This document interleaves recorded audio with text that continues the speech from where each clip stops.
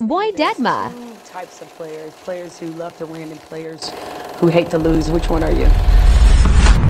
I'm neither. I play to learn something, right? Because I think if you play with a fear of failure, or you play with the will to win, then you have the fear of what happens if you don't. I hear him chatting the noise, move too quick, can't stop for the talking.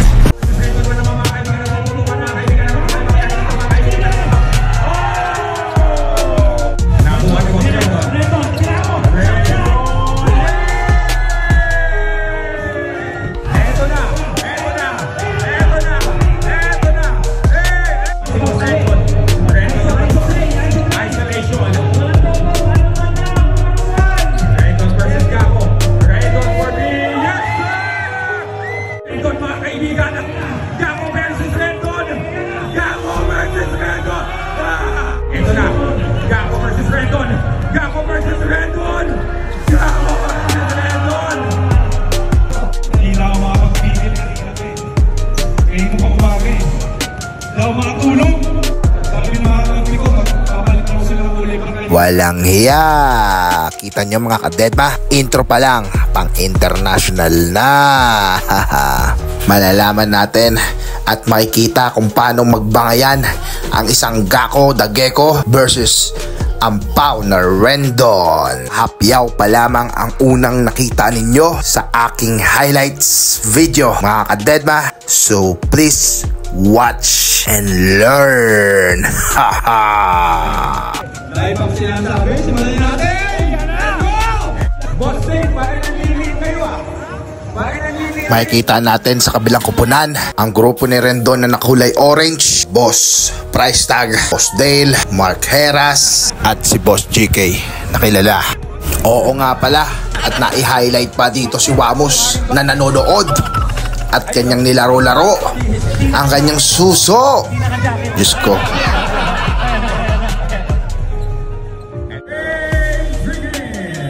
Oo nga pala, at aking nakalimutan ang nasa kabilang linya na ang PBA Moto Club team. Pero only legend know, si Gakko lang ang iha-highlight natin dito at sila ang may sama ng loob dito. At kung hindi nyo kilala ang mga PBA players noon, mga tanga kayo.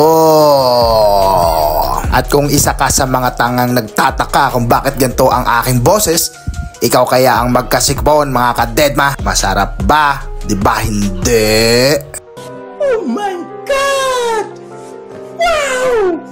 Ayan, at nag-umpisa na nga ang pag-dribble ng bola ni Gakko, pero nakakuha ng foul si Boss Dale at binasigas ang kanyang shoulder. Binalik kay Gakko ang bola, kinakaldag, pumasok sabog at napahiya na naman si Rendon ng Pau. Ayan, at kayo'y manood na lamang sa mga highlights at laro na to. Ako'y napapagod din naman, no? Makakauwi ito si Rendon, sigurado mga yan. Ito naman, Rico, Popocel naman. Rico versus Boss Dane.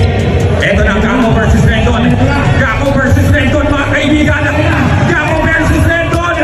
Gakko versus Rendon. Kita nyo, tila ba'y pigil na pigil pa si Gakko the Gecko sa pagkaldag kay Rendon. Ito pa ang isang idolo ko.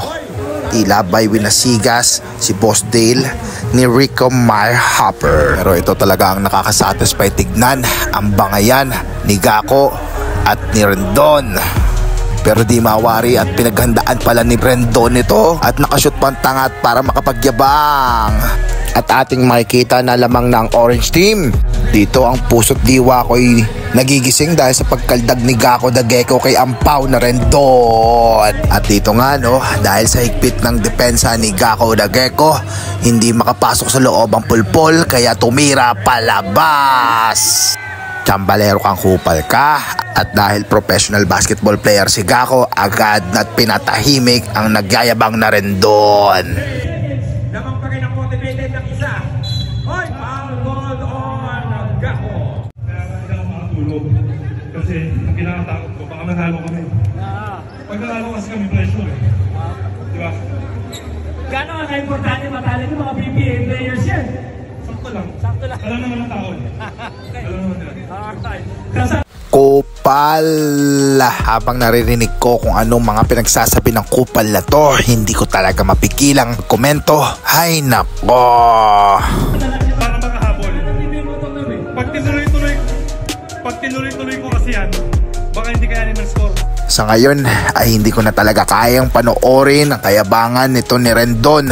Kayo mga kadedma, kung kayo'y tatanungin, na-satisfy ba kayo sa pagbangga at pagdukdok ni Gako kay Rendon? Kailan kaya may isip nitong tangang Rendon na to ang katotohanan na ang paglalaro ng basketball ay may iba't ibang level? Tila ba pinagkakakitaan na lang tayo ng mga tangang ito? Kayo mga kadedma, ano sa tingin nyo? Isa ka rin ba sa fan ni Rendon o ni Gako? Comment down below. Boom!